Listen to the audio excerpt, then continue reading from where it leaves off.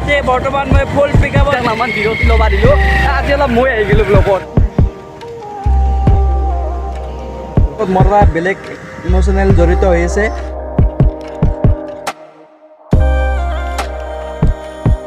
Hey guys, welcome to my YouTube channel Travel with BK আৰু বহুত নম্বৰত আজি ভিডিঅ'টো বনাই আছোঁ আৰু আজি ভিডিঅ'টো বনাই আছোঁ মানে মই টিহু আৰু হাতভাঙা যোৱা ৰাস্তাৰ মাজৰ পৰা। গাইজ মই এতিয়া যাই আছোঁ কৈঠালকুছি, কাৰণ কৈঠালকুছিত এখন আমাৰ ডেন্স আৰু আৰ্টৰ স্কুল আছে জ্ঞানশ্ৰী কলাতীৰ্থ।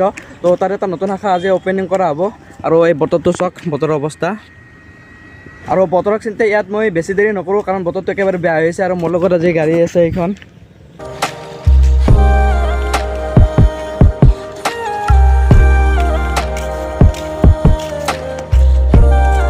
এই গাড়ীখনৰ লগত মোৰ বেলেগ ইমোশ্যনেল জড়িত হৈ আছে। তো বতৰটো একেবাৰে বেয়া হৈ আছে, গতিকে ইয়াৰ পৰা যাওঁ আৰু বলক তাত লগ পাম।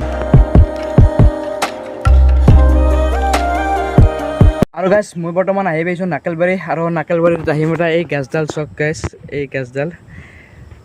গাছডাল যিসকলে জানে আৰু এই গাছডালৰ লগত মোৰ এটা বিশেষ পুৰণা স্মৃতি এটা জড়িত হৈছে, যিটো স্মৃতি মই লাইফত পাহৰিব নোৱাৰোঁ। আৰু এতিয়া নাকেলবাৰী হৈ এতিয়া কৈঠালকুছি যাওঁ, কৈঠালকুছিৰ পৰা দেখাই আছোঁ তাত। গাইজ আমি বৰ্তমান এতিয়া যাই আছোঁ বাঁহকাটপা, আৰু আগতে এই বাঁহকাটপাও চিন্তা যাই আছে।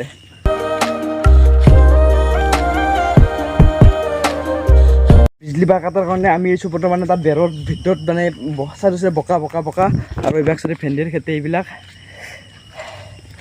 আৰু এই চাওক এই কোণাত একদম বিজুলী বাঁহ ইমান কষ্ট কৰি কাটব লাগিব, অৱস্থা একেবাৰে বেয়া। তো বিজুলী কাটো, লৈ যাওঁ অৱস্থা।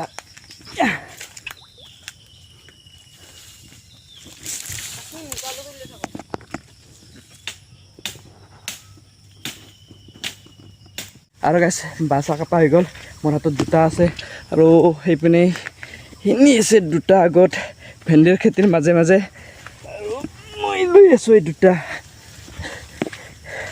বাছা কাটি। বৰ্তমান মই ফুল পিকআপত যাই আছোঁ, আমাৰ নবছৰৰ মাকক আনিব গবৰাদল। তো ফুল পিকআপত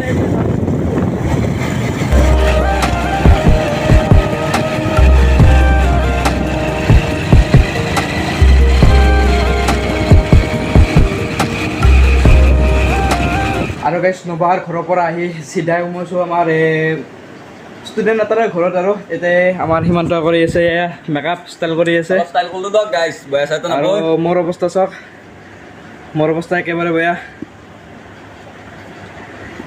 আচ্ছা সীমান্ত, তোমাক বিদ্যা কৈছোঁ, আজি চাউথৰ ফিল্মৰ হিৰো আন লগা হৈছে। কি কয়, আলু অৰ্জুন লগা হৈছে। আৰু সেই ফিল্মখনৰ ভিলেন কাক দেখা হৈছে ক তোমাক?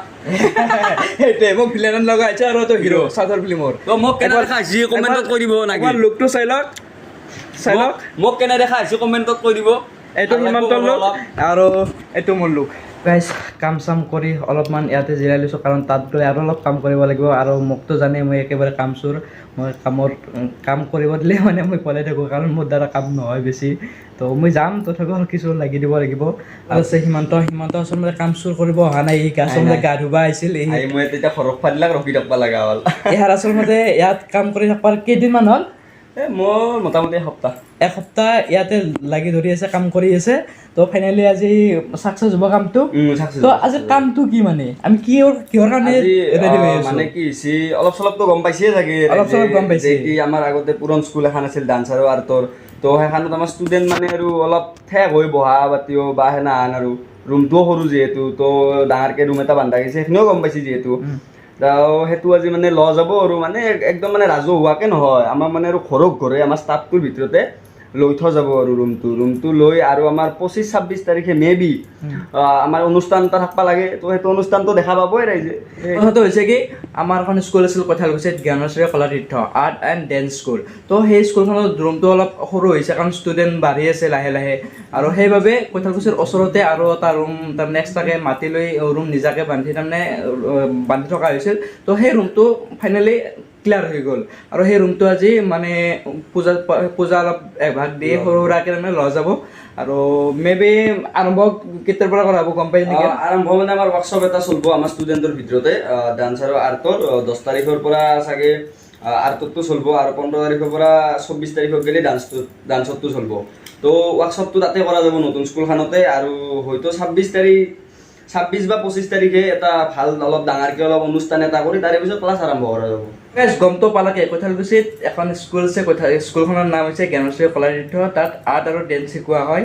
তো যদি এই ভিডিঅ'টো কোনোবাই কৈঠালকুছি ছাইডৰ বা ওচৰে পাঁজৰে কোনোবা চাই আছে তো স্কুলখনত যাব পাৰে। আপোনাৰ ঘৰৰ সৰু বাচ্ছা বা ল'ৰা ছোৱালীক তাত এডমিশ্যন কৰাওক, ভাল শিক্ষা পাব। বাকী আজিৰ অনুষ্ঠানটো কেনেকৈ চলে দেখাই আছোঁ, চাই থাককচোন। বাঁহ চাহ কাটি আহাৰ ঘৰত মানে গা ধুব আহিছোঁ। গা চা ধোৱা হৈ গ'ল, এতিয়া একদম পিনপিনা ৰেডি। সন্মুখত আছে গাড়ী ৰখি, ইয়াৰ পৰা সীমান্ত আহি আছে আৰু এতিয়া যাই আছোঁ আমি স্কুলত। তাত এই সীমান্ত আছে আৰু মই বৰ্তমান এতিয়া স্কুলত নাযাওঁ। গেটটো সীমান্ত আইয়া ঘৰ খোলা, আইয়া তোৰ গেট খোলাই কাম। তই গাড়ীৰ পৰা কোনখন ল'ম? হা এখানে লওঁ নেকি আমাৰ ছোট ভাই। ঠিক আছে, আমি এখন গাড়ী ল'ম, আমাৰ এইখনে বেষ্ট গাড়ী।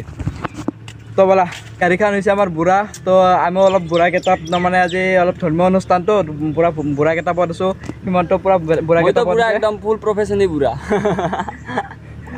কি ক'ম আৰু মই মানে এইগিলা ড্ৰেছ পিন্ধি একচুৱেলি মই ভাল পাওঁ অলপ, এনাহান কৰ্মগেলাখান অলপ ভাল পাওঁ। মানে ইয়াত বেছি দেৰি কৰি থাকিলে আমি তাত যাই গালি খাব লাগিব।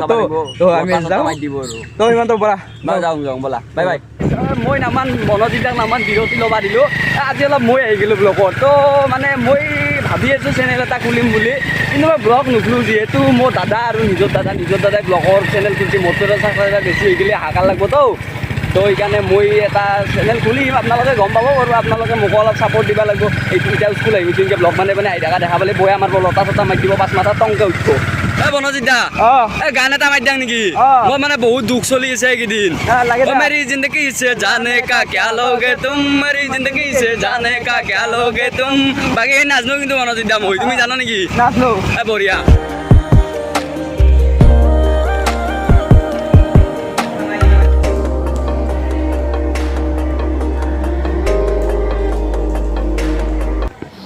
ইয়াত পৰি আছে হোম আৰু ইয়াত চেল্ফি ব্যস্ত। এইটো আমাৰ ৰুম, একদম ধোৱা হৈ গৈছে চাৰিওপিনে।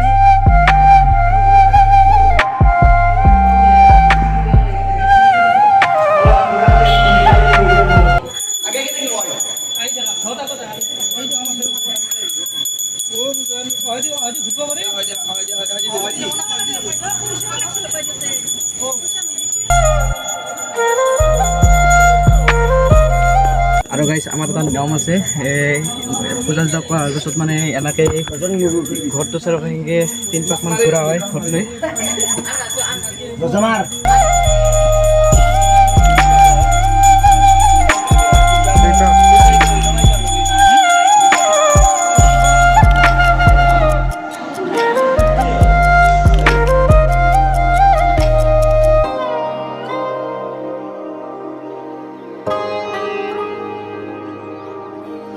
Thank you.